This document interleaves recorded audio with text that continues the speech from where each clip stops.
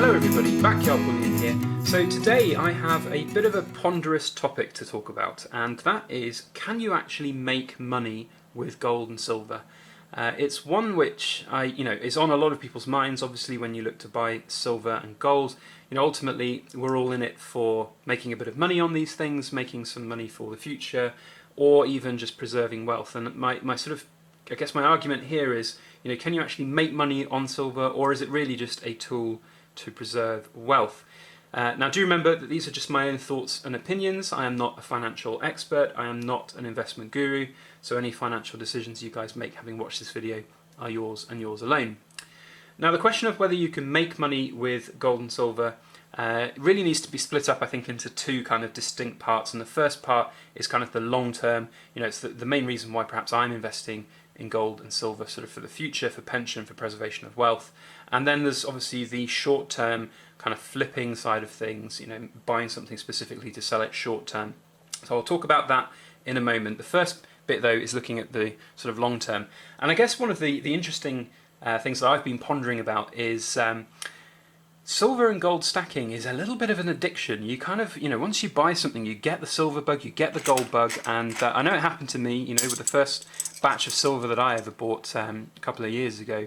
I got the bug almost immediately. As soon as you pick up and feel the weight of one of these silver coins, you know that you want more, and you will go and you'll get more.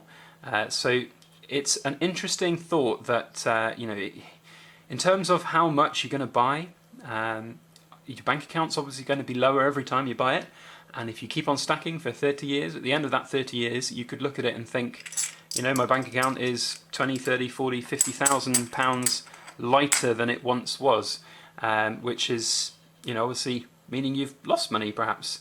And of course, you don't actually realize your profits or losses until you actually come to sell your silver. So if you're stacking for, the potential collapse in the future, if there was a fiat currency collapse, or if there was a calamity in the world and everything went to pot, then you'd be holding on to that silver for a very long time, perhaps not even to a point where you'd ever use it, and it would end up being held by future generations in your family, perhaps. And specifically, if you're buying only to sell, to sort of have to hand over to your children, grandchildren, then are you actually going to make any money in silver? And the answer is probably no, because you're not actually going to ever realize your investment and actually cash it out and earn some money. So it's kind of a little bit like an addiction. You constantly go and you buy and you never sell, and your bank account keeps on going down each month. But that's where kind of the preservation of wealth question comes in, because ultimately I no longer see buying gold and silver like this as money out the bank account. It's gone, it's not there, it's not something that I can ever get back. Because I've sold a lot of silver in my time. I know that if I needed to, I can sell all of this, I can take it to a bullion dealer, or I can look to sell it online through forums, through eBay, whatever it might be, and I can get some money back in my bank account. But whether or not you can make money on that is still a very interesting topic. So do share your thoughts about sort of the long-term side of things. Obviously, there's another important thing to think about, which is the raw numbers might actually be misleading. So if, let's say you bought 100 coins at £10 an ounce, let's say 20 years pass and silver price goes up to £20 an ounce for these coins. So you sell them, you've made £10 an ounce profit, which, on paper is fantastic. You've made £1,000. Brilliant, well done. However, you've got to look at the buying power of your currency, because, £1,000 that you outlaid in, 20 years ago might well be buying you more than £2,000 would have been buying you based on the day's inflation, on day's value of currency, that buying power of the currency that you're converting back into at the time. So it's a very interesting thing to think about. The raw numbers might say, yes, you've made money on silver, but the actual physical preservation of wealth numbers might be a little bit off. It depends how all of the prices sort of even out over time. So that's a very interesting topic to think about and talk about. If you guys have any thoughts on that, please do comment in this video. The next thing I want to talk about is the short-term side of things. So can you actually make money with gold and silver in the short term. And what do I mean by that? So, there's a term that everybody's probably familiar with, and if you're not, then it's flipping. And flipping basically means you buying something specifically to look and flip it quickly, to sell it quickly on, it could be on eBay, it could be through private sale, could be through a local coin shop, or, just wherever, through forums or anything. And is it possible to actually make money on precious metals, gold, silver, numismatics, all of those types of things on there? Now, for me, you guys know that I make hand pulled silver. I obviously buy silver in its raw form in shot, and I'll refine it, and I'll then make some nice hand pulled pieces, and I'll look to sell it. And of course, I make a little bit of profit on each piece that I sell. But it is not easy, and if in the short term you wanted to make some money on silver, then turning it into hand pulled silver is a possible way that you could look to do it. But actually getting that hand pulled silver to a marketplace is pretty difficult.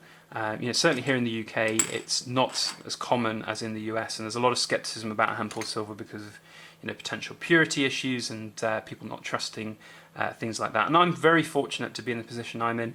That's all thanks to you guys through YouTube, and just generally for everybody who supports my hand pulled silver side of things. Without you guys, I wouldn't be able to do this. And I'm no bones about this. I certainly do not make a lot of money from my hand pulled silver.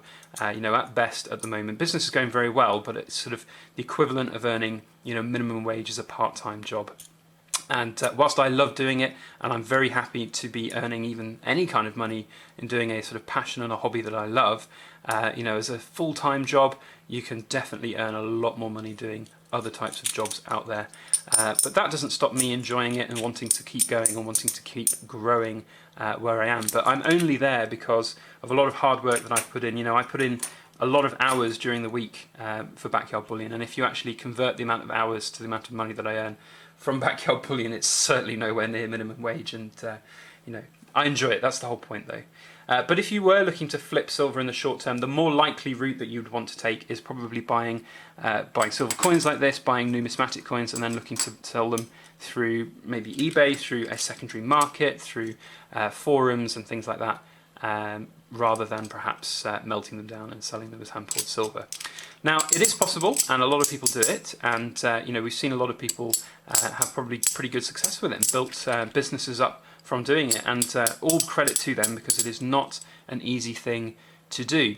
And I've dabbled in it a little bit, because anything I can do to kind of help fund the Backyard Bullion empire, as it were, is obviously a good thing for me to be able to do. So I have looked to buy and sell a few things on eBay, and here are my sort of thoughts on it. So in the UK, on eBay, you'd probably be lucky to get a regular price of £20 an ounce for each 1 ounce coin of silver. If it was just generic bullion, even these coins in their horrible fingerprint, messy, milk spotted condition probably would get around sort of £18-19 an ounce. But if it was a pristine, new Britannia, you'd be looking probably about £20 an ounce if you're lucky.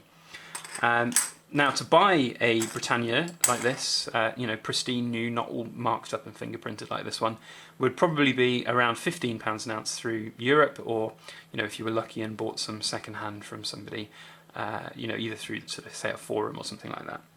So if you're then looking to sell them on eBay, £20 minus £15 is a £5 margin. That sounds pretty good. However, you've got to factor in the eBay fees, PayPal fees, which is probably roughly nearly £3. Just under £3 probably, and then you're looking at postage as well, so you're probably looking at a total of around about 50p to £1 profit per coin.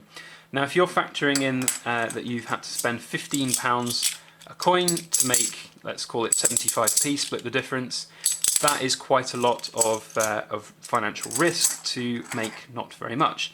Now, obviously, if you sell in huge quantities, then there is a little bit of money to be made, and you can actually make a decent amount of money on it. But you've got to ask yourself, is it really worth the risk? Because if something goes missing, if somebody tries to scam you on eBay, if they say it doesn't arrive when it really has, or if you haven't used registered delivery, you could be opening yourself up to losses. And if you lose just one coin, then you're going to have to sell nearly 20 coins just to make up for that one coin's loss.